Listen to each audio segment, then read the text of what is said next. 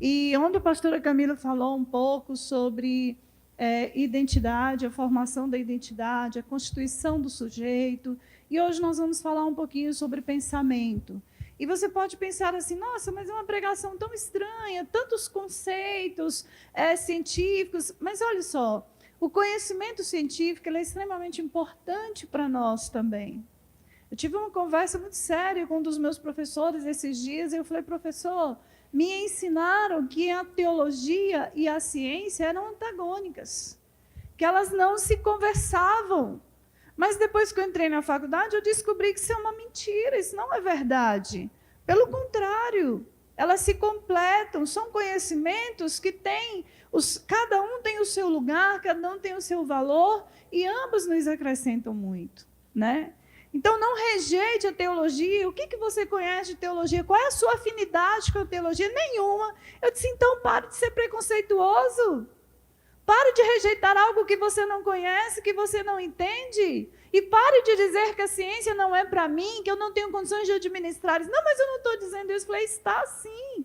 Entre linhas, você está dizendo que eu, como cristã, como pastora, não tenho condições de administrar esse conhecimento filosófico, psicológico, que eu não tenho condições de conversar isso, de alinhar isso com a palavra, com a Bíblia, né? Então, esteja aberto para receber aquilo que a ciência pode te dar de bom. Aqui nós temos, o nosso desejo é trazer esse conceito científico, mas também coadunar isso com o conceito teológico, bíblico, né? Que Deus fala conosco. Amém? E nós vamos falar um pouquinho sobre pensamento. A mente pode ser caracterizada como um estado, uma dimensão, um fenômeno complexo, né? Sim ou não? A mente é complexa? E toda vez que nós falamos em mente, nós já associamos com o pensar, né? Pensou em mente, pensou em pensar. Sim ou não? Ou é só eu que penso isso? Eu creio que não é só eu, né?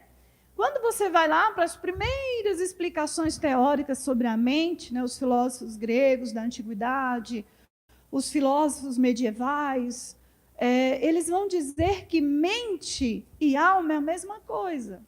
Eles associavam a mente com a alma e consideravam, mesmo os filósofos gregos da antiguidade já consideravam a alma imortal. Esse não é um conhecimento que só a teologia detém. A filosofia também acreditava que a alma era imortal. E eles associavam isso com a mente, né? Quando você vai ver isso, eles faziam essa associação. Mas para as ciências modernas, como a psiquiatria, a neurociência, a mente ela está muito ligada à fisiologia. Ela é um processo do cérebro, ela é uma atividade do cérebro. A mente não é, como os filósofos gregos medievais pensavam, só a alma, como eles associavam. Hoje as ciências modernas associam isso com o cérebro mesmo, fisiológico mesmo, né? Com a atividade do cérebro. Mas é isso mesmo? Será que é isso mesmo? A mente é isso mesmo? Ela é a alma, né? O termo bíblico para alma é nefesh, o termo hebraico é nefesh, e fala de uma criatura que respira. O que é nefesh? Uma criatura que respira. Quando a Bíblia diz que Deus fez o homem e ele se tornou alma vivente, ele se tornou um ser que respira o sopro de Deus. Amém? Mas aí, lá no Novo Testamento, quando você vai ler o Novo Testamento, que é escrito todo no grego, você já vai encontrar um outro termo para identificar a alma. Você já vai encontrar a psique. Se você lê grego, se você conhece o grego, quando você vai estudar lá, eu amo aquela Bíblia King James, porque eu abro ela no computador e eu consigo ver ela no grego, consigo ver ela no hebraico, no português, né? E eu já consigo, né, na minha ignorância, identificar algumas palavras. Então, quando eu leio alguma coisa na internet dizendo, eu corro lá, clico lá e vou ver se realmente lá no original está escrito assim. E lá no original está escrito psique. Psique é mente, gente, é coisa do cérebro, ok? É importante eu saber disso? Sim, é importante você saber disso para a gente chegar lá na frente, amém? Mas, enfim, o certo é que a mente é um conjunto de funções, né? É um conjunto, ela tem um conjunto de funções, de processos que se desenvolve de forma consciente e de forma inconsciente também. Eu sou tendenciosa à psicanálise. Se nós formos estudar a psicologia comportamental, behaviorismo, vai dizer que inconsciente não existe, mas a psicanálise diz que existe sim o inconsciente, os processos inconscientes, e eu acredito nisso, eu sou bastante tendenciosa para essa vertente da psicologia, e eu acredito sim que existem processos psicológicos inconscientes e conscientes. Aqueles que eu consigo acessar qualquer hora que eu quiser e aqueles que eu não consigo acessar na hora que eu quiser. Ok? Enfim, na psicologia, esses processos, essas funções mentais é chamada de processos psicológicos. Pode passar aí, por favor. Processos mentais, né? É o termo comum. Na psicologia é chamado de processos psicológicos. Entre os processos psicológicos mais básicos, existem vários, mas eu relacionei aqui os mais básicos: sensação, percepção, atenção, memória, afetividade, sentimento, consciência, pensamento, aprendizagem, linguagem, motivação, inteligência, emoção. Esses são os mais básicos. Os processos psicológicos mais básicos. Os processos que acontecem aí dentro da sua mente, as funções da sua mente. Aqui estão as funções da sua mente. A sensação é uma função da sua mente. O que é a sensação? Não vamos falar sobre todos os processos psicológicos, não se preocupe, tá? Não vamos ficar aqui falando sobre isso a tarde toda, vamos falar só alguns que são mais importantes para a nossa palavra. Então, a sensação, o que é a sensação? O que é a sensação para você? Eu estou numa sensação de falta de ar. Eu não sei vocês, mas quando eu falo isso, é como se eu não estivesse com falta de ar. Eu só estou com a sensação que eu estou com falta de ar. É assim que você pensa? Não, mas quando você diz eu estou com a sensação de falta de ar, você está com falta de ar mesmo. Eu estou com uma sensação de peso nas minhas pernas. Isso é verdade, ela está pesada mesmo. Ok? É assim que você sente o mundo ao seu redor. É através das suas sensações. Não é através das percepções que você sente o mundo. É através das sensações. Eu estou numa sensação de tristeza hoje. Você está triste mesmo. Eu estou numa sensação de dor de cabeça. Não, a sua cabeça está doendo literalmente. É assim que você sente o mundo. Não é de outra forma. Ok? Então, a sensação, ela é uma resposta orgânica, fisiológica daquilo que você está sentindo. Eu sento nessa cadeira e esse vento começa a bater em mim. É um estímulo ambiental. Dentro desse ambiente tem vários estímulos. Tem o ar frio, tem a minha voz, tem a luz. Tudo é estímulo para nosso cérebro. Tudo é estímulo para nossa mente. E esse vento começa a bater em mim. E imediatamente o meu corpo dá uma resposta, o meu corpo começa a doer, eu começo a me arrepiar, eu começo a ficar desconfortável, eu começo a não prestar mais atenção na palavra e eu começo a olhar para trás e pedir a alguém, pelo amor de Deus, sobe esse negócio, desliga esse negócio. Alguém já me viu olhando para trás o tempo todo? Eu olho, tipo assim, gente, pelo amor de Deus, está me incomodando. Eu estou literalmente sentindo dor, sentindo arrepio, sentindo frio. Isso é sensação real. Amém?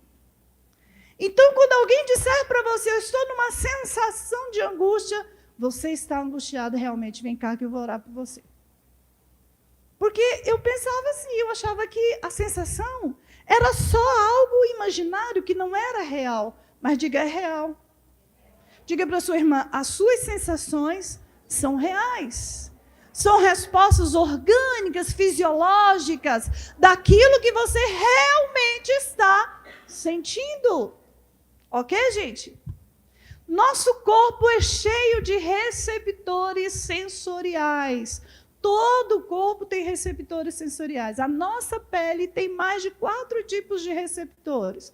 Não é minha área de conhecimento, gente, tá? Se eu estiver falando alguma coisa assim mais, enfim, eu estou sempre estudando isso, né?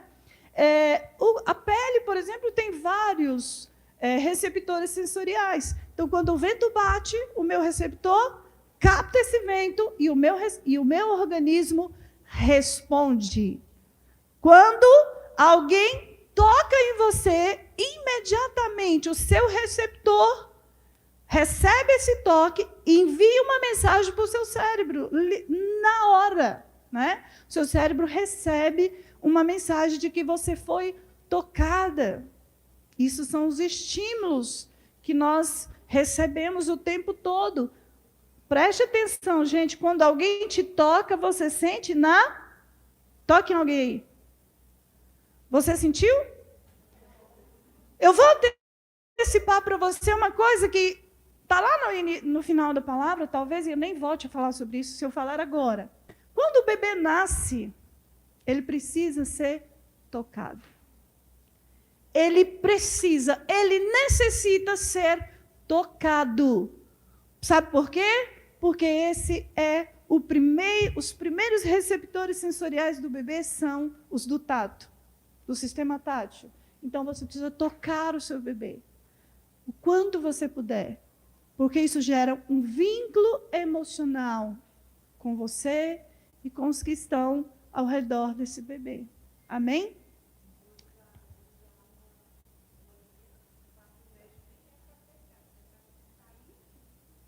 Vim para o colo da mãe, porque ele precisa desse toque, né? Então, quando os nossos receptores recebem estímulos, eles informam imediatamente o nosso cérebro. Essas informações permitem o nosso cérebro compor uma imagem mental. Ele compõe uma imagem. O meu cérebro cria uma imagem. Quando eu recebo um estímulo, o meu cérebro cria uma imagem mental, né? Que corresponde a esses estímulos que eu estou recebendo. Então, você está ouvindo a minha voz, isso é um estímulo.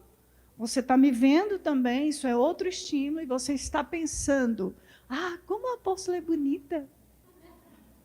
Eu fui ministrar num lugar e alguém chegou para mim e falou assim, gente, essa pessoa é muito generosa, tem olhos muito generosos. Apóstola, você estava ministrando e eu nem consegui prestar atenção no que você estava falando. Eu falei, mas por quê, minha irmã? Eu estava prestando atenção em você, o tanto que você é bonita. Eu disse, meu Deus, obrigado. Mas da próxima vez, preste atenção na palavra. Eu não lembro quem foi que me falou isso. Eu disse, você é muito generosa, minha irmã. É muita generosidade, porque eu falo que eu nasci com todos os atributos para ser uma baranga. Mas não sou, gente, tá? Não sou, graças a Deus, tá? Amém? Então, na medicina, a sensação pode descrever sintomas de doenças, né? Quando você vai falar com o médico, você fala, você está expondo a sua sensação. Doutor, eu estou com uma sensação de falta de ar, eu estou com uma sensação de tontura, eu estou com uma sensação de cansaço. São sintomas que você está dizendo a ele, sintomas do que você tem, da doença que você tem, né? Em sentido figurado, a sensação pode indicar uma forte emoção. Não consigo descrever a sensação de entrar na igreja vestida de noiva, ou de ter entrado na igreja vestida de noiva no dia do meu casamento. Foi uma sensação maravilhosa. Eu nem consigo descrever. Não é assim? É o sentimento que você tem do mundo ao seu redor. Preste atenção. Como é que se desenvolvem esses receptores, gente? O ventre materno ele é rico em sons, odores, sabores, vibrações emocionais. E o bebê ele estará exposto a esses estímulos durante toda a gravidez.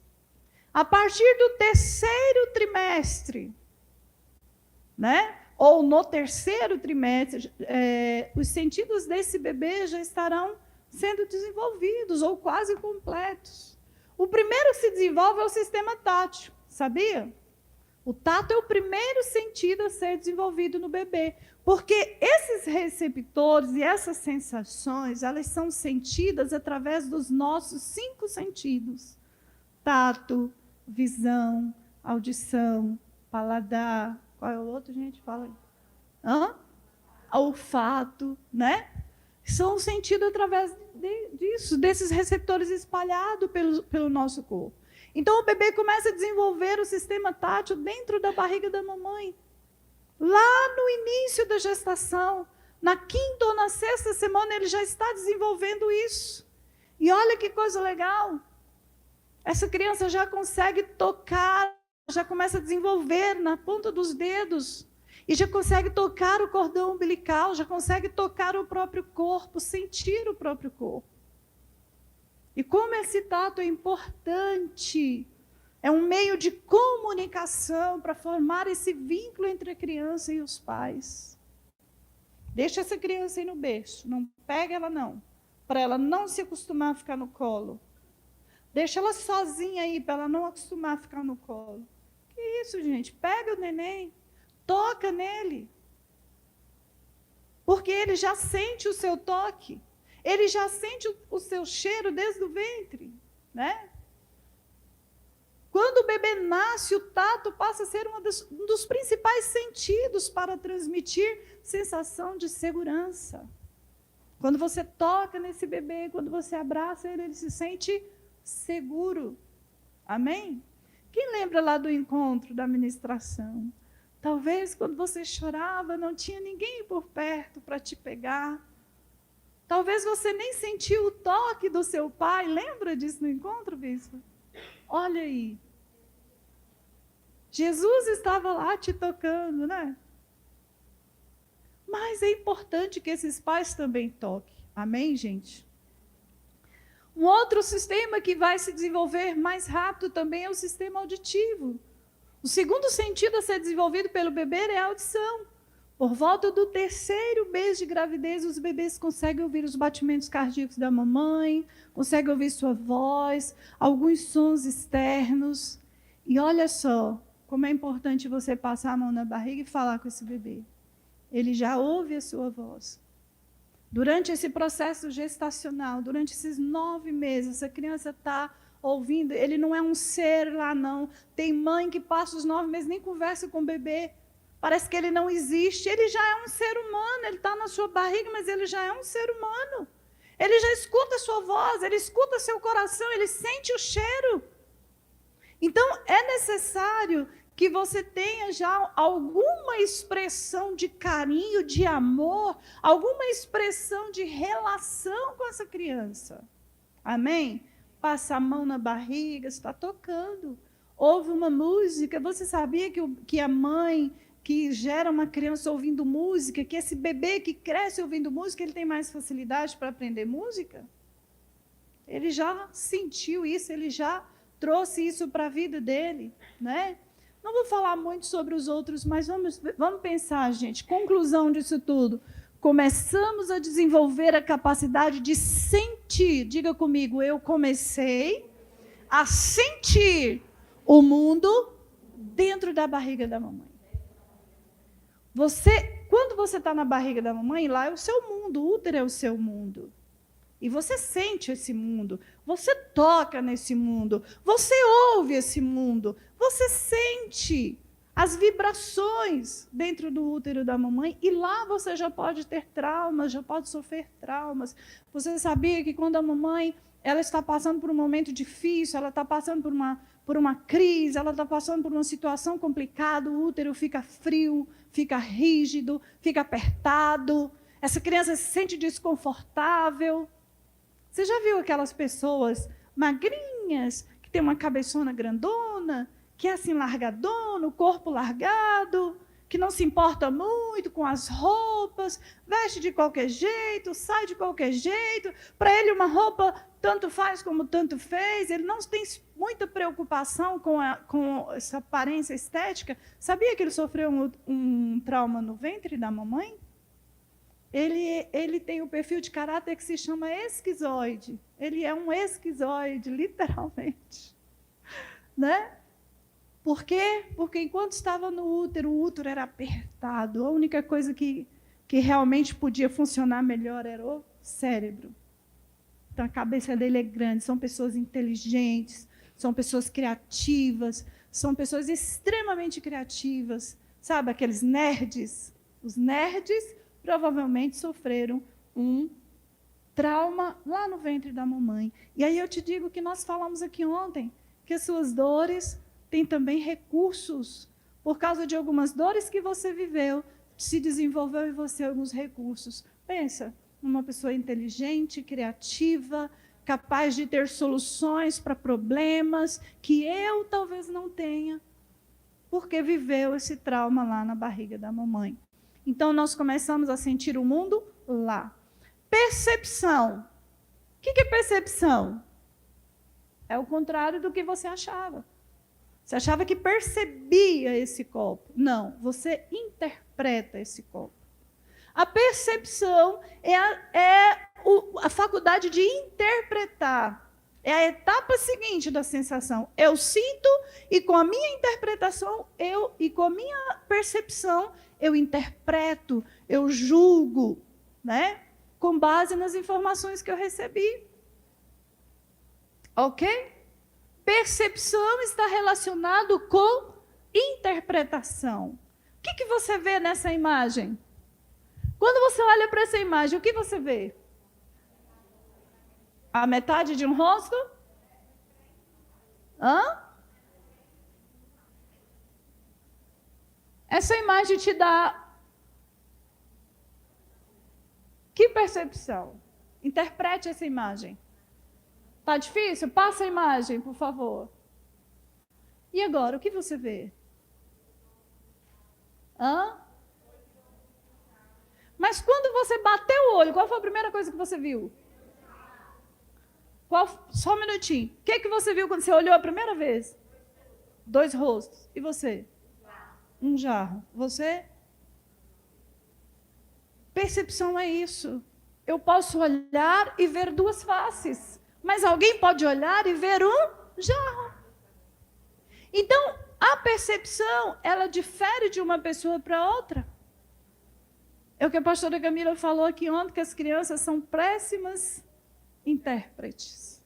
A percepção da criança não é muito desenvolvida. Ela pode interpretar esse mundo, esse sentimento de forma diferente. 2 crianças no mesmo ambiente, criadas pelo mesmo pai, sofrendo o mesmo tipo de situação, podem interpretar isso de maneira diferente. E podem ter traumas diferentes. Eu tenho 2 irmãs.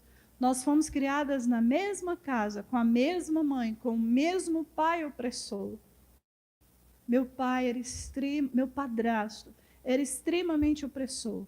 Gritava, brigava, quebrava a casa. Nós já tínhamos muito pouco, nós éramos muito pobres. E eu lembro do meu pai pegar o prato de comida, minha mãe colocar o prato de comida para ele pegar aquele prato e jogar no chão e quebrar o prato e espalhar a comida na casa inteira. Cada uma de nós tem uma dor, um trauma diferente. Criados no mesmo ambiente, né? E hoje a gente tem entendido isso, buscado essa cura. Mas é um processo, é um caminho, né? Quando eu me casei, meu marido disse que eu ficava em posição de sentido. Mas você está sempre em posição de sentido, relaxa. Descansa, relaxa. Porque na minha casa era assim. A gente ficava o tempo todo alerta. Meu pai está em casa, a gente nem respirava. Né? Meu pai está em casa, meu Deus do céu. Ele vai gritar, ele vai brigar, ele vai fazer alguma coisa. Meu pai chegava da rua e naquela época não tinha torneira, ele pedia para a gente despejar água assim, pegar um litro e despejar água para ele lavar as mãos. Não sei por quê. Toda vez que ele chegava da rua, a primeira coisa que ele fazia era lavar as mãos. Aquilo era um terror, meu irmão. Porque se eu colocasse a água muito, ele brigava, dava um grito. Se eu colocasse pouco, ele gritava também. De qualquer forma, ele ia gritar. Ele não ia ficar sem gritar. Eu ia ganhar um grito ali. E aquele grito me atormentava, me angustiava. Né? Então, é assim, a nossa percepção é... Mas só que o meu pai não era só ruim, gente. Meu pai era uma pessoa boa. Depois eu descobri isso. Quando eu cresci, as minhas percepções, as minhas interpretações melhoraram. Eu comecei a perceber que ele não era tão ruim como eu imaginava. Primeiro, ele era uma pessoa doente. Quando ele operou o coração, quando ele fez um tratamento, ele mudou aquele temperamento. E outra coisa, muita coisa que eu pensava e que eu interpretava era baseada nas escutas das pessoas ao meu redor, como a pastora Camila falou ontem. As pessoas diziam muita coisa do meu pai, eu escutava e assumia aquela imagem que as pessoas falavam. Né? Então, a percepção é isso, esse julgamento, né? Esse processo interpretativo, ele pode ser influenciado por fatores fisiológicos, psicológicos, por exemplo, a cultura. Por que você percebe algo de forma, da maneira que você percebe? Por causa da sua cultura, por causa da sua criação, por causa do meio social que você vive. Né? Hoje eu estava eu estava em um ambiente e uma mulher estava no telefone e ela disse assim, olha, amiga, eu vou lhe dizer uma coisa. Aquele homem me olha de um jeito, só pode ser uma coisa, ele só pode estar afim de mim, não é possível. Porque do jeito que ele me olha, só pode ser que ele quer alguma coisa comigo. O que é isso, gente? Interpretação. Por que ela interpreta dessa forma? Por causa da sua cultura, por causa da sua vivência social, por causa da sua vivência religiosa. Então, nós temos que ter muito cuidado com as nossas interpretações, com as nossas percepções. Aquilo que você percebe como uma dor, como uma humilhação, como uma desonra, pode não ser isso. Pode não ser assim, ok? Você aprendeu ontem que a criança é uma péssima intérprete. Mas, como adultos, nós temos que começar a ter interpretações melhores, ok? Pensamento.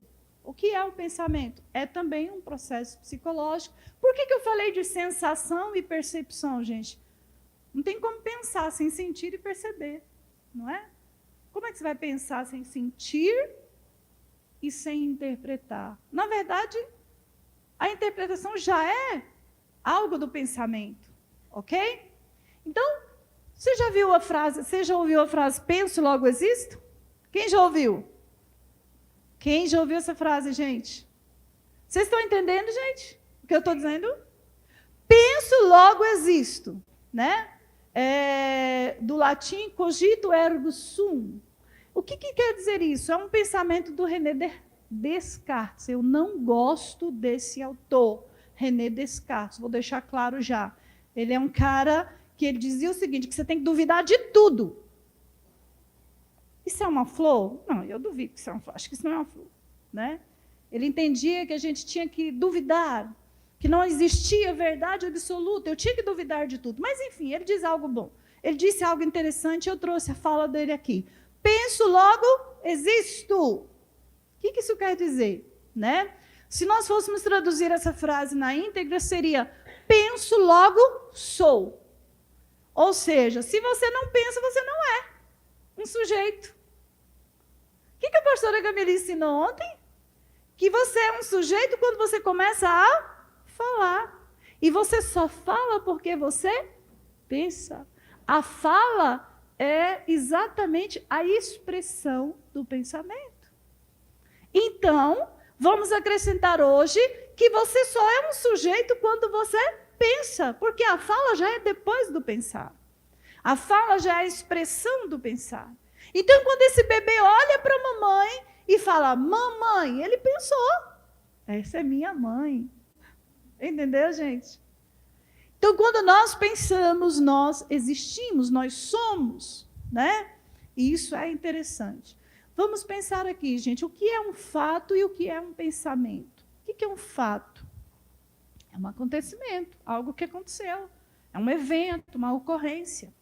Todos vieram para a igreja e, de repente, viram um acidente. Todo mundo chega e fala, eu vi um acidente ali, aconteceu um acidente. É um fato, ok? É um fato. E o que é o pensamento? O pensamento refere-se ao significado que você atribui a um fato, a um evento. Olha a percepção, olha a interpretação. Se eu perguntar aqui para todo mundo o que aconteceu ontem, todo mundo sabe o que aconteceu ontem aqui. Tivemos o primeiro dia da conferência, o ministério da igreja IEMA tocou, cantou, pastora Camila pregou, não foi? Agora, se eu perguntar assim, o que você pensa sobre o dia de ontem, sobre a conferência, sobre o início da conferência? Será que todos vão dizer a mesma coisa? Não. Foi excelente. Para mim foi excelente.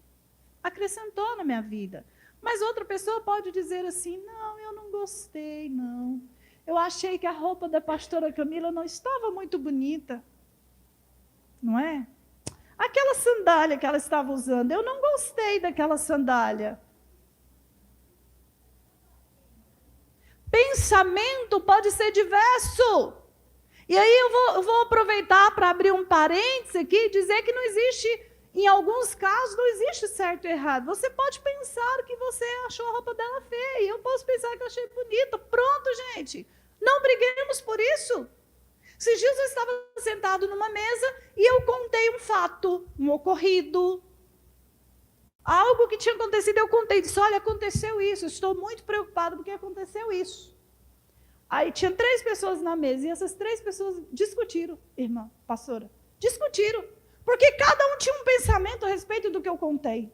E eu fiquei olhando, fiquei calada, olhando, e um falava uma coisa e outro falava, não, mas isso está errado, isso não podia ter acontecido, o outro, não, podia ter acontecido sim, porque não sei o que, e o outro, não, mas... Aí eu fiquei olhando, falei, gente, está tudo bem, ok? Não precisa vocês discutirem por causa disso. Quem pensa que está certo, está tudo bem, quem pensa que está errado, está tudo bem, também. Gente... Ninguém é obrigado a pensar igual a você. Isso não existe. Veja bem, é fato, é realidade. Cada pessoa tem o direito de pensar. É por isso que ele é um ser humano, é por isso que ele existe, é porque ele pensa. Se ele não pensasse, ele seria uma Maria vai com as outras. Você não tem que pensar igualzinho a ninguém. Ok? Você tem o direito de pensar diferente de mim. Agora, você tem o dever de me respeitar, de respeitar o meu pensamento. Diga para sua irmã, eu não sou obrigada a pensar igual você, mas eu sou obrigada a respeitar o seu pensamento. Que isso, gente? Para que brigar? Olha, eu penso assim, eu gosto de pensar assim, mas você é livre para pensar como você quiser. Ok, gente? Até a respeito da palavra. Eu estou num meio onde as pessoas pregam muita liberdade. Na faculdade é assim, as pessoas pregam o respeito à diversidade. Temos que respeitar a diversidade, mas se você emitir um pensamento, acabou, vira briga. Falei, gente, eu não estou entendendo. Eu achei que aqui era um lugar que a gente podia pensar. Falei para um professor meu, professor, eu achei que aqui era um ambiente onde a gente podia pensar, onde a gente podia expressar o nosso pensamento, mas eu estou descobrindo que aqui é um lugar que nós somos literalmente enquadrados no mesmo padrão. Se eu fugir do padrão um pouquinho, eu sou apedrejada. Não, Márcia, não é assim não. Eu falei, é assim. É exatamente desse jeito, professor. Aí ele disse assim, olha, Márcia, tem um professor, eu gosto demais dele. Ele falou, olha, Márcia, vou te falar um negócio. Vou te contar uma coisa, porque você é madura para ouvir o que eu vou falar. Eu não falo isso para todo mundo, mas para você eu vou falar. Existe algo chamado cristofobia, você sabia? As pessoas não diz que não existe, mas existe, Márcia. O que ele quis dizer com isso? Você está sofrendo com preconceito, mas ele não diz com todas as letras, mas ele disse, o que você está vivendo aqui dentro é preconceito, porque você é cristã. Então eu preciso respeitar todo mundo, o pensamento de todos lá, todas as ideologias, mas como eu sou cristã, se eu fizer uma pergunta na sala de aula, pronto, eu quase sou apedrejada. Eu falei, professor, eu estou traumatizada, daqui a pouco eu nem falo na sala de aula. E olha que eu quase não falo, fico caladinha. Fico caladinha, gente. Então, as pessoas precisam aprender a respeitar. O seu filho vai pensar diferente de você. Seu marido pensa diferente de você. Sua esposa pensa diferente de você. E está tudo bem. Diga, está tudo bem. Isso faz parte da vida. Para de querer que a mentalidade do seu filho seja padronizada com a sua. Que a mentalidade das pessoas ao seu redor seja igual. Nós, líderes, temos esse problema, sabia, gente? Cuidado, pastores. Os pastores têm esse problema. Se o discípulo pensar diferente, é rebelde. Você é um rebelde. Ah, você... Não, gente. Filho, você pensa assim? Pensa. Então está tudo bem. Eu chamei um discípulo e falei, meu filho, eu amo você. E eu acredito em você. Eu penso que você vai ser um excelente político nesse país. Eu sempre te vi assim. Você cresceu nessa igreja, eu lembro de você bebê, criança nessa igreja. E eu sempre me divertia vendo você contar histórias. Eu acho você um menino inteligente. Mas você está me confundindo agora, está me deixando confusa. Você é cristão? Ele falou assim, sou. A senhora sabe que eu sou. Eu falei, não, mas o que você está defendendo nas suas redes sociais não é cristão. Você está defendendo muitos princípios que não são cristãos. Você já parou para pensar sobre isso? É, realmente. Eu falei, olha, eu te respeito, é assim que você pensa? É isso que você quer para a sua vida? Está tudo bem, meu filho. Eu não concordo, mas a vida é sua, você tem o direito de fazer o que você quiser. Agora, eu só te digo uma coisa, não seja contraditório, porque senão você perde o respeito dessa comunidade e você perde o respeito da comunidade de lá. Então, vamos fazer o seguinte, decida o que você quer para a sua vida e eu vou te respeitar e vou te amar do mesmo jeito.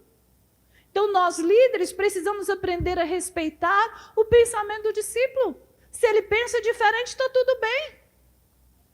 Mesmo se ele pensar diferente da Bíblia, está tudo bem. Ué, Paulo, você está doida? Está, ué. Ele não é obrigado a pensar igual a Bíblia, não.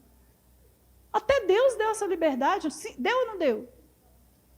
Você viu Jesus sujigando alguém para pensar como ele? Você já viu a Bíblia relatando algum momento em que Jesus está sujigando alguém para pensar como ele? Não. Ele disse para as pessoas, ele deu liberdade. A adúltera está lá diante dele e disse, cadê seus acusadores? Não te acusou? Não, não. Então tá bom, minha filha, nem eu te acuso, vai, não peca mais não. Não faça mais isso não, porque não é bom para você. Para o jovem rico, o que ele disse? Sabe qual é o teu problema? Você precisa vender tudo e dar para os pobres. O jovem ficou triste e foi embora. Você viu Jesus indo atrás dele, obrigar ele a fazer isso? Não.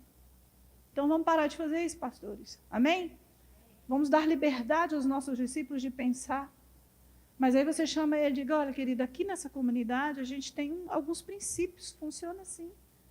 Você é livre, mas se você acha que para você não funciona, tudo bem, Deus te abençoe, vai na paz do Senhor, nós seremos amigos do mesmo jeito, não é não, gente? Amém? Então, o pensamento é essa interpretação que nós damos para o que aconteceu, para o que está acontecendo ao nosso redor, né? O pensamento pode implicar uma série de operações racionais, como a análise, a síntese, a comparação, a reflexão, tudo faz parte do pensamento. Refletir, né? Quando nós paramos para refletir, nós paramos para pensar melhor, para aprofundar o pensamento sobre algo. A comparação, gente. A gente compara uma coisa com a outra, procura as semelhanças, as diferenças. Isso faz parte do pensamento, a abstração, né? Quando você se desliga de tudo ao seu redor e foca o seu pensamento em alguma coisa, seu raciocínio em alguma coisa, tudo isso faz parte do pensamento.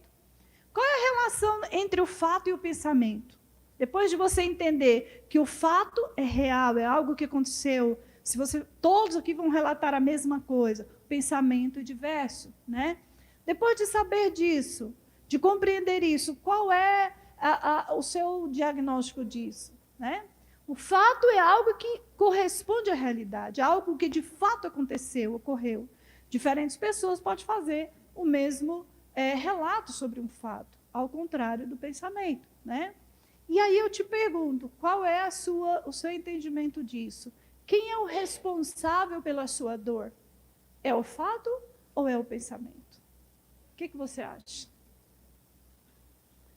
Quem é responsável pela sua sofrência?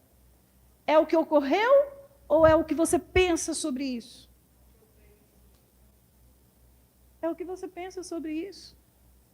Ai, eu estou sofrendo, apóstolo, porque minha mãe não acreditou em mim. Como assim, minha filha? Me conte essa história direito.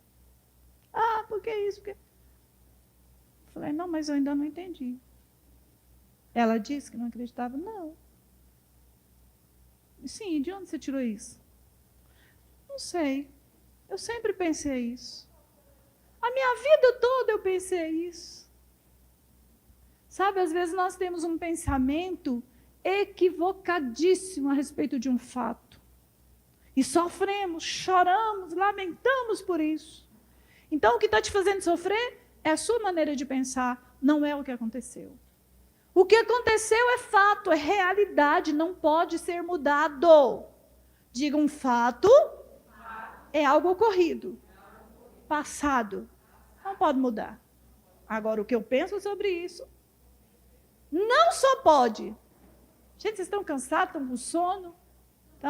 Então fala. Diga, não só pode, como deve mudar. Você precisa mudar a sua maneira de pensar a respeito de algumas coisas. Você vai ser muito mais feliz quando você ressignificar isso que aconteceu e passar a pensar diferente. Esse é exatamente o trabalho do psicólogo. Sabia? É levar você a pensar diferente. Vamos pensar sobre esse problema aqui, querida. Vamos pensar aqui. Sua mãe realmente não acredita em você? Não.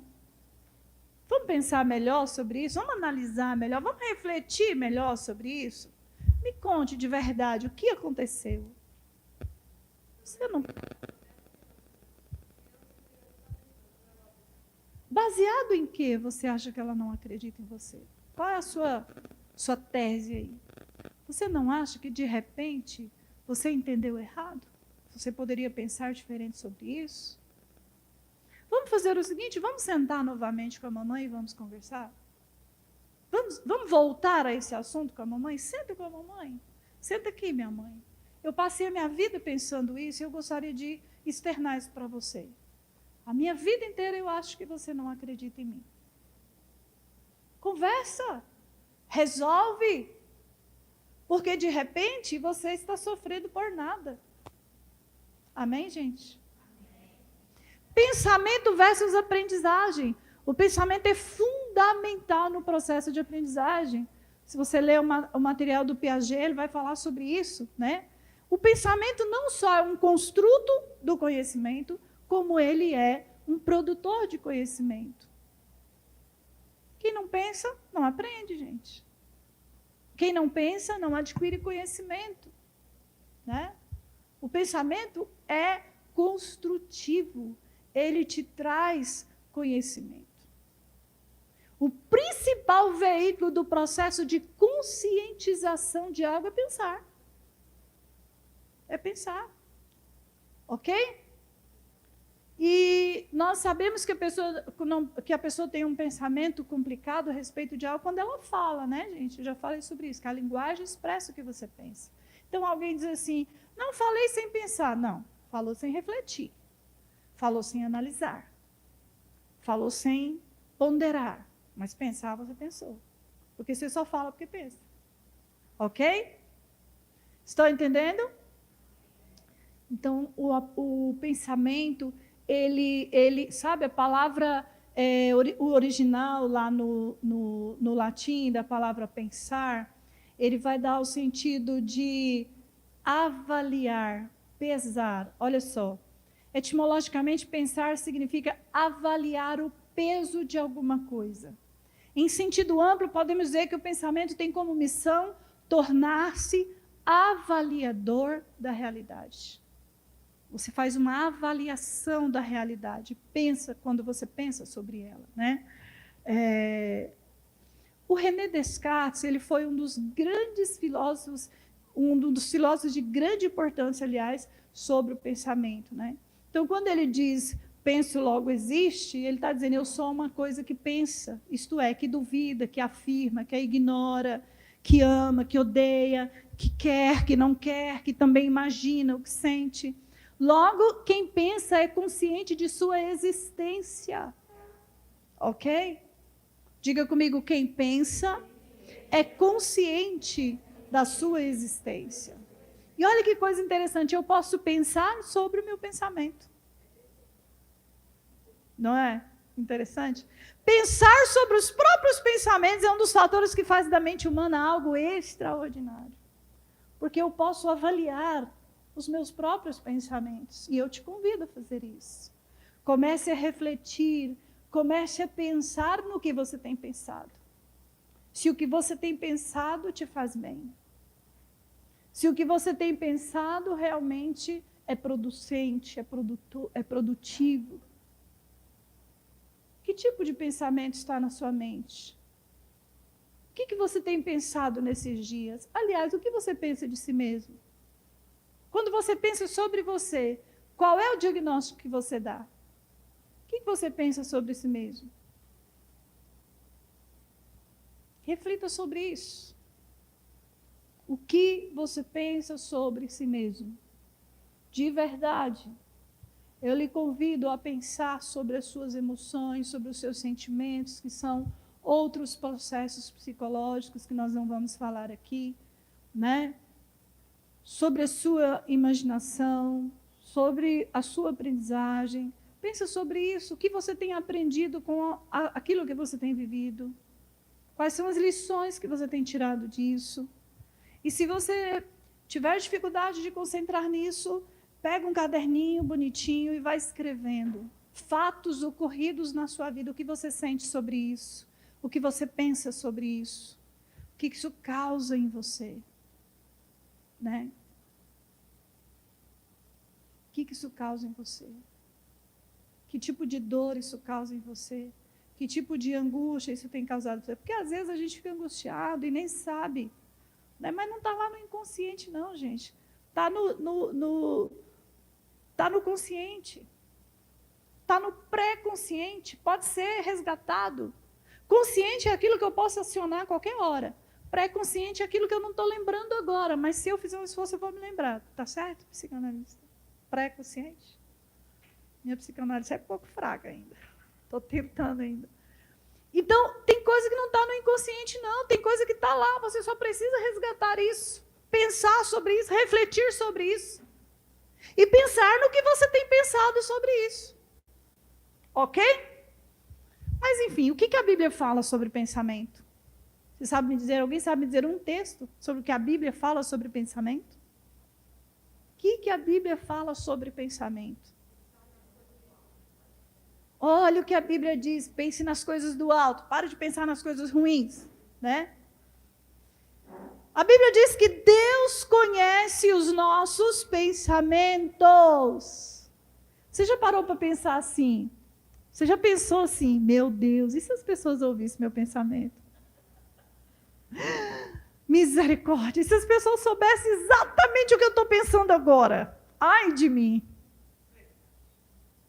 Ainda bem que vocês não são ouvidos, hein? Porque passa cada coisa nessa cabecinha aí. Mas deixa eu dizer uma coisa, Deus sabe o que você está pensando.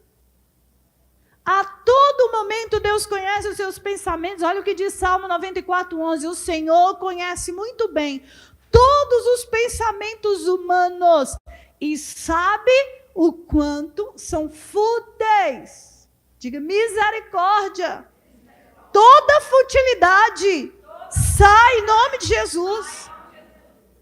Salmo 139, 1. Senhor, tu me sondas e me conheces. Sabe quando eu me sento, quando eu me levanto e acompanhas o meu pensamento onde quer que eu esteja. Discernes minha caminhada e a minha pousada e estás a par de todos os meus intentos.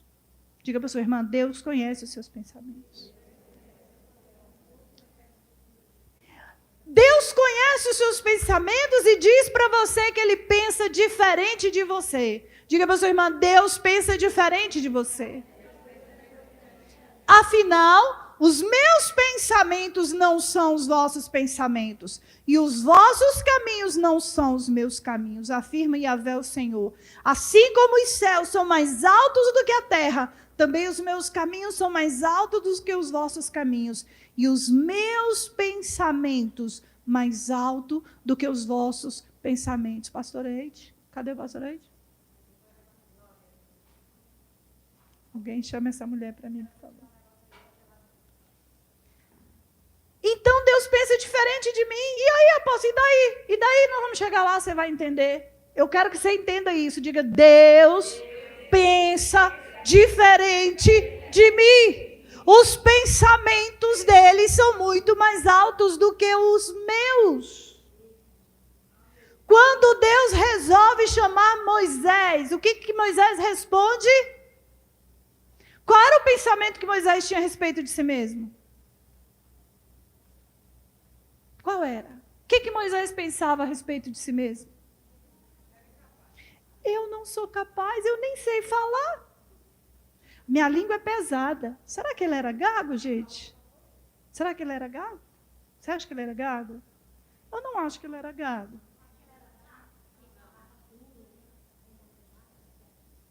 Pode ser. Moisés foi instruído em toda a ciência do Egito, gente. O grande conhecimento da época era egípcio. E Moisés foi instruído sobre isso. Cresceu no palácio, viveu 40 anos no palácio. E agora Moisés, criado como príncipe do Egito, chega diante de Deus e fala assim, não, eu não vou não, porque eu nem sei falar. Esse era o pensamento que ele tinha a respeito de si mesmo. Lá em Êxodo capítulo 3, versículo 10, vai, pois imediatamente eu o envio ao faraó para tirar do Egito o meu povo, os filhos de Israel. Moisés, busca a Célia para mim, por favor. Eu estou com o carro dela, está dentro da minha bolsa. Então, gente, sabe o que acontece? Aquilo que você pensa a respeito de si mesmo, não é o que Deus pensa a respeito de você. Ok? Olha o que diz a palavra. Moisés, contudo, interpelou a Deus. Gente, interpelou, parou Deus. Não, Deus, espera aí, calma. Vamos conversar direito. Sabe de uma coisa? Quem sou eu para me apresentar diante do faraó? Cara, você é o cara que foi criado lá 40 anos junto com ele. Espera aí, você foi criado junto com esse faraó, como irmão dele. 40 anos, vocês são família.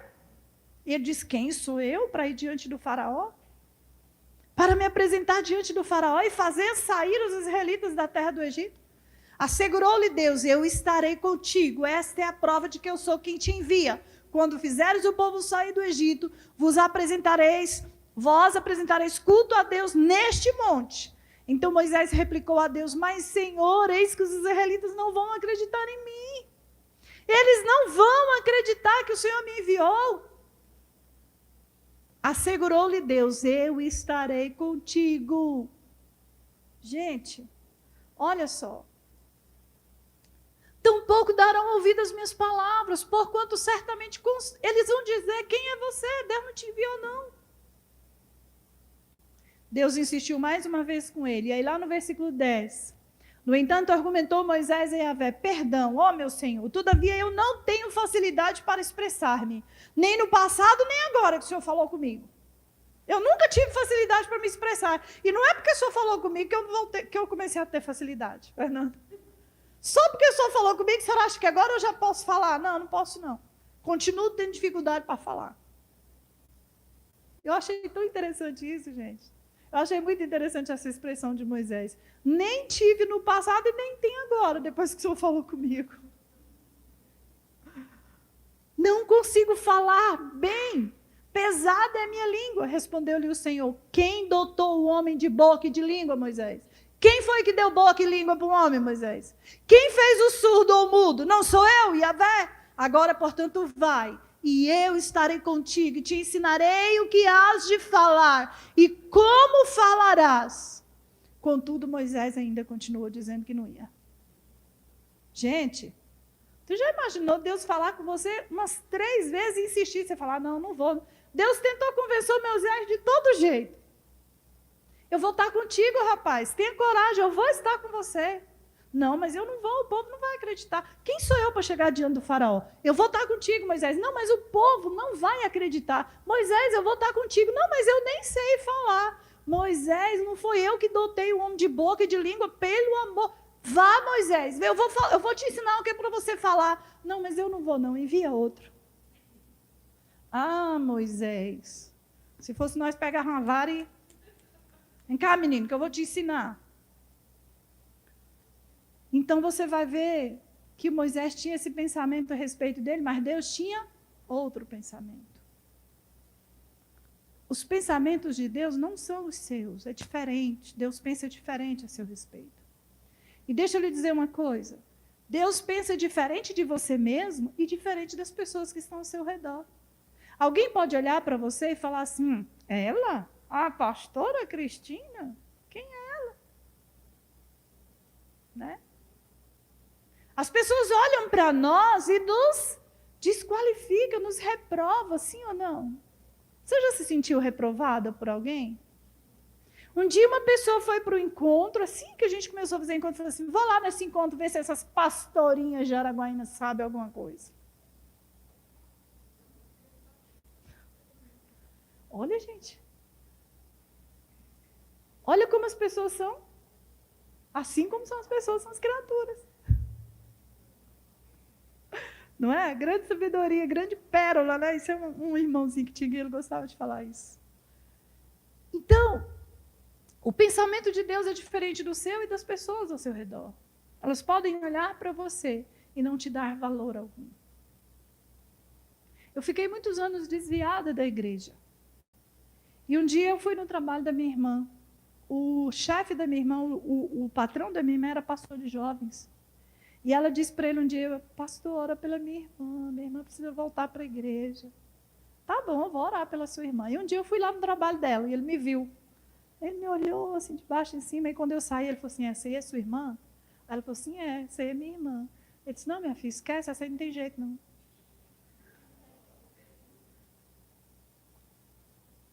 Não sei por quê. Acho que é porque eu estava com um shortinho assim curtinho, desfiadinho.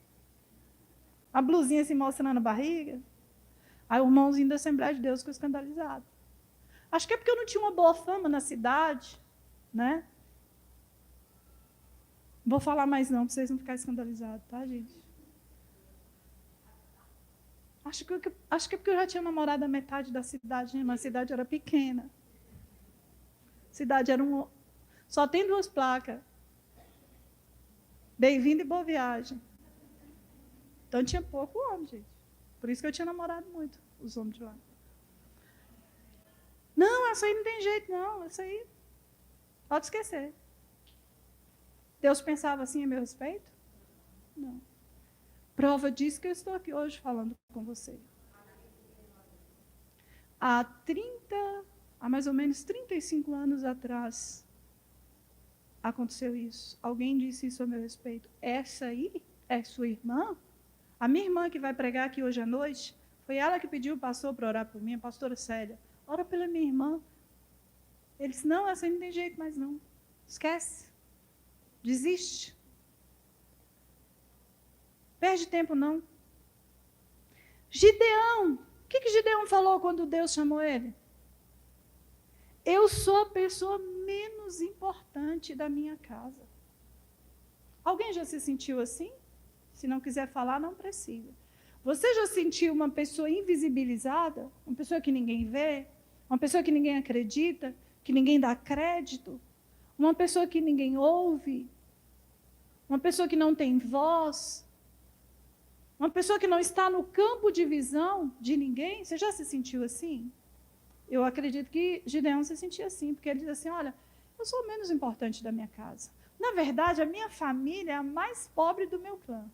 E eu, dentro da minha casa, eu sou o cocô do cachorro do bandido. Do cavalo, desculpa, é porque eu não sou muito boa dessas. Vocês lembram? Eu sou o cocô do cavalo do bandido, eu não sou ninguém. Eu não sou nada. Como assim? O senhor está falando para me libertar o povo das mãos dos filisteus, Não, eu não sou ninguém. É filisteu, gente, ou é midianita? Vamos ver aqui, né? A Bíblia fala, né? Juízes 6,15. Ai de mim, meu senhor, contestou-lhe Gideão, como posso salvar a Israel? O meu clã é o mais pobre da tribo de Manassés e eu sou a pessoa menos importante da minha família. Gideão, queridos, estava preso a uma imagem que havia sido construída ao longo de uma vida. Por que Gideão pensava assim? Por causa das suas sensações, das suas percepções, por causa das falas da sua mãe, do seu pai. Alguma coisa aconteceu naquela família. Por que esse menino se sentia desse jeito? Eu não sei o que esse menino tem, não sei por que ele é desse jeito. Culpa sua.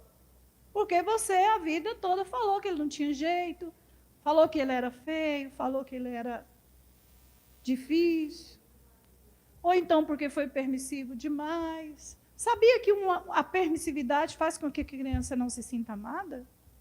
Uma criança que não é corrigida, uma criança que não tem limites, uma criança que nunca ouve um não, ela não se sente amada. Se sente insegura, rejeitada. Por quê? Por que ela se sente assim? Porque ninguém me põe limite, ninguém se preocupa comigo. Ninguém está me educando, ninguém está me corrigindo, ninguém está me ensinando, ninguém está me treinando. Nós ouvimos isso no encontro. Queridos, eu conheço alguns pais que nunca, diz não para os filhos. Eu já vi isso na minha família. A criança vai lá, pega um refrigerante, toma um golinho e joga tudo fora. Daqui meia hora, eu quero um refrigerante. A mãe deixa de novo ir lá pegar de novo. Isso dói os braços de nervo, gente. Você sabia que a psicopatia está diretamente ligada com esse tipo de criação? Foi um psicólogo que disse. Eu ouvi isso há muitos anos atrás. Uma psicóloga, meu Deus, como é o nome dela? Esqueci agora. Ela trabalhava com presos lá no Rio de Janeiro. Trabalhava nas penitenciárias do Rio de Janeiro. Ela foi em Brasília ministrar uma palavra. E ela disse que crianças que são criadas sem ordem, sem lei, sem limites, criança que quebra todos os brinquedos que ganha, criança que destrói tudo que tem, são crianças, existe um alto risco tendencioso a desenvolver psicopatia. Psicopatia não tem cura, gente. Não tem cura, ok? Crianças sem limite não se sentem amadas, ok? Então nós precisamos entender isso. Mas nós saímos um pouquinho da palavra, estamos ministrando a palavra da pastora Camille de ontem. Mas a nossa palavra é sobre Gideão, né?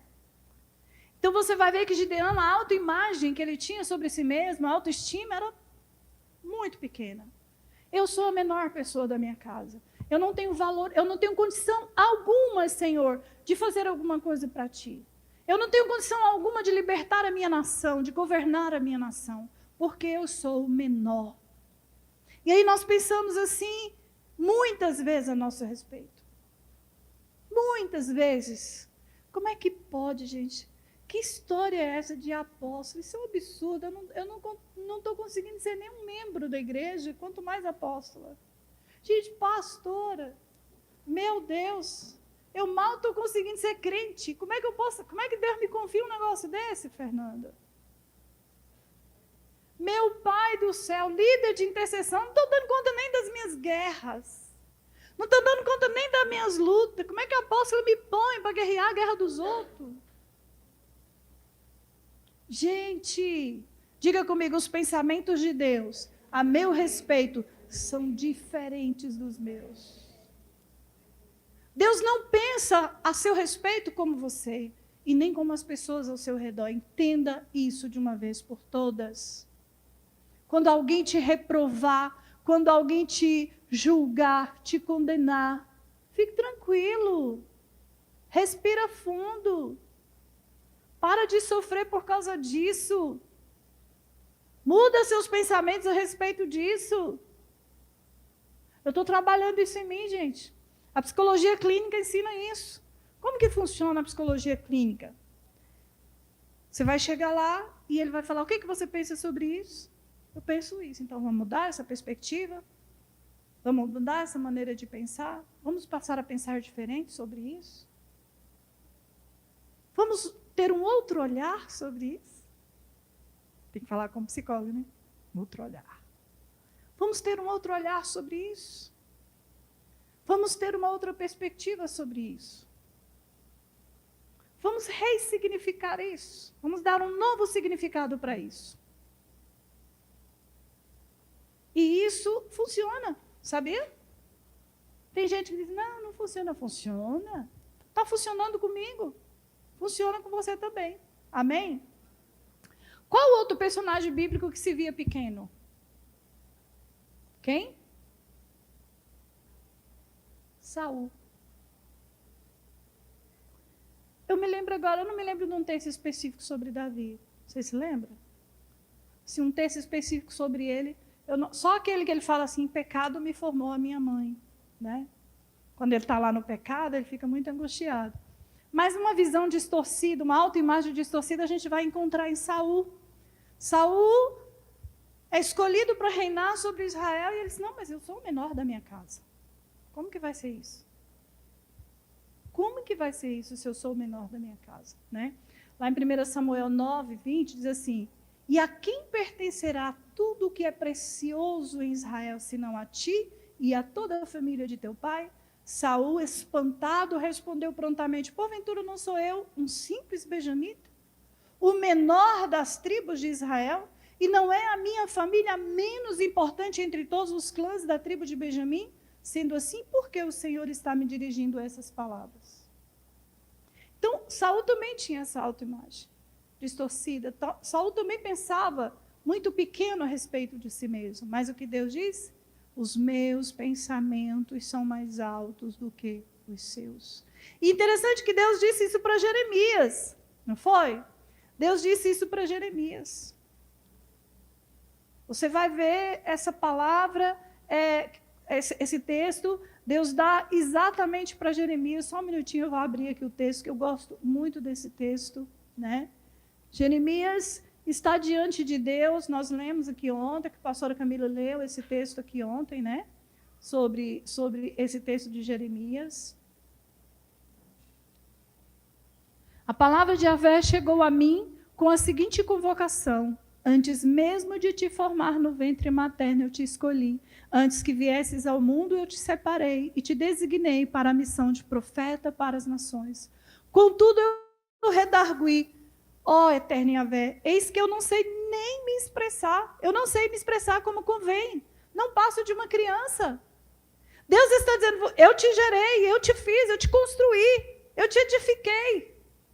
Eu te nomeei como profeta para as nações. Ele está dizendo, não, mas eu sou só uma criança, eu nem sei falar. O que importa o que você pensa? Diz para o seu irmão, o que importa o que você pensa? O pensamento de Deus não é mais importante do que o nosso? Não é melhor pensar como Deus do que pensar como nós mesmos? Isso é possível, apóstolo? Sim. É possível, é o que eu falei antes. Pense sobre os seus pensamentos. Analise os seus pensamentos.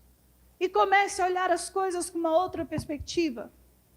E se as suas emoções não acompanharem o seu intelecto, trabalhe as suas emoções. Para isso nós temos psicólogos, psicanalistas, psicoterapeutas, psiquiatras, pastores, bispos. Enfim, nós temos muita gente que tem buscado conhecimento para te ajudar. Pare de ser egoísta, pare de ser orgulhosa. Não, eu não preciso de ajuda. Como não? Está morrendo aos poucos e está dizendo que não precisa de ajuda? Sabe, eu não entendo a resistência que as pessoas têm de buscar ajuda. As pessoas acham que os profissionais da saúde mental são assim uns abilolados. Alguém diz, todo psicólogo que eu conheço é doido. Eu não sou doida. Você acha que eu sou doida? Abafa o caso. A pastora Cíntia é doida? Quem acha que ela é uma mulher empoderada, como ela gosta de dizer? Quem acha que a pastora Cíntia é uma mulher empoderada? Ela é um psicanalista, gente. E olha, depois que ela começou a estudar, ela cresceu demais como pastora, como mulher, como mãe, como esposa, sim ou não? Eu consigo perceber, vocês conseguem perceber? A fala dela mostra isso, que ela mudou, que ela cresceu, que ela amadureceu. Então, os profissionais da saúde mental não são pessoas alienadas. Ah, são tudo uns doidos. Não, gente.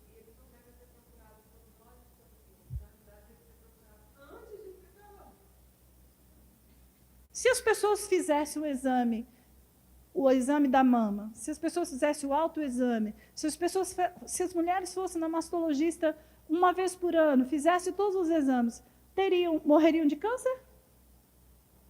Sim, morreriam. De câncer de mama, não. Minimamente. Só se fosse um câncer realmente muito agressivo, mas geralmente os cânceres de mama são curáveis. Sim ou não, doutora? Sabe por que as pessoas morrem de câncer de mama? Porque não faz o preventivo. Sabe por que as pessoas morrem de câncer do colo do útero? Porque não faz o exame preventivo. Ah, não, é muito ruim demais aquele trem que põe na gente. Aquele trem frio, esquisito, aquele parafuso que abre a gente assim. É terrível, não é, gente? Por que o homem morre de câncer de próstata? Porque não quer. Não vou usar a palavreado da pastora Camila, né? Fala uma palavra mais bonita, gente. Por que o homem morre de câncer de próstata? Aí a doutora Fernanda, porque não faz o toque preventivo. Sabe por que as pessoas ficam loucas? Porque não procuram o profissional de saúde mental. Porque elas não entendem que a doença, ela é psicológica, mas ela também é fisiológica. Você sabia que a depressão, ela tem sinais fisiológicos? Existem estruturas cerebrais que atrofiam quando você está doente psicologicamente. Então não é algo de outro mundo, não é algo terrível. É algo que você pode... Não é demônio, pelo amor de Deus, não é demônio. Não, depressão é coisa do diabo. Ansiedade é coisa do diabo. Não, é doença orgânica e o diabo se aproveita. Aliás, gente, toda doença vem do diabo, não vem de Deus, não. O que você acha? De onde vêm as doenças, gente? Por que nós adoecemos? Por que Deus... Infelizmente, a gente corre o risco de ter um câncer, de ter uma gastrite. Por quê? Por causa do pecado, gente. Toda doença, ela tem um cunho espiritual. Ela só existe porque o diabo está aí para... Infelizmente. Você vai no mastologista, mas você não vai no psicólogo. Você vai no ginecologista, mas você não vai no psicanalista. Então eu te recomendo a parar de orgulho, de soberba, de medo, de pavor, de sei lá o que você quer dar nome a isso. Busque ajuda, procure ajuda e seja uma pessoa melhor. Eu vou te falar o tanto que é interessante buscar uma ajuda psicológica. Alguém me disse assim, apóstolo, marca uma consulta para mim com um psiquiatra, porque eu estou precisando demais. Falei, tá bom. Aí eu liguei lá. Olha, eu preciso marcar uma consulta para fulana de... Não, eu falei, não, eu também quero marcar uma para mim. Também quero ir lá. Estou muito ansiosa, estou assim, muito agoniada na minha cabeça, esquecendo as coisas, eu também quero ir. Ah, então tá bom. Então vamos fazer o seguinte, vou tentar marcar, a senhora tenta também. Falei, tá bom. Aí eu liguei.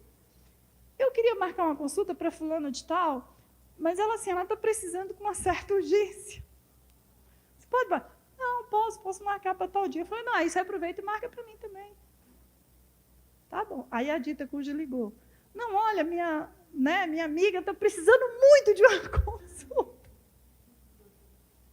Ela está precisando urgente de uma consulta psiquiatra, você pode abrir uma vaga na agenda para ela?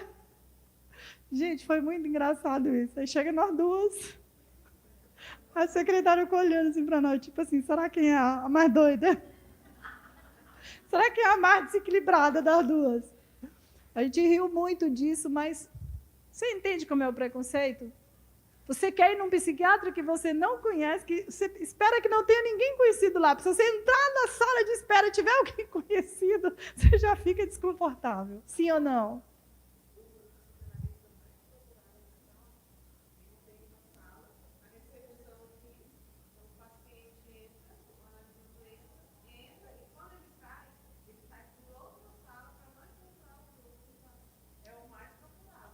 Você entende?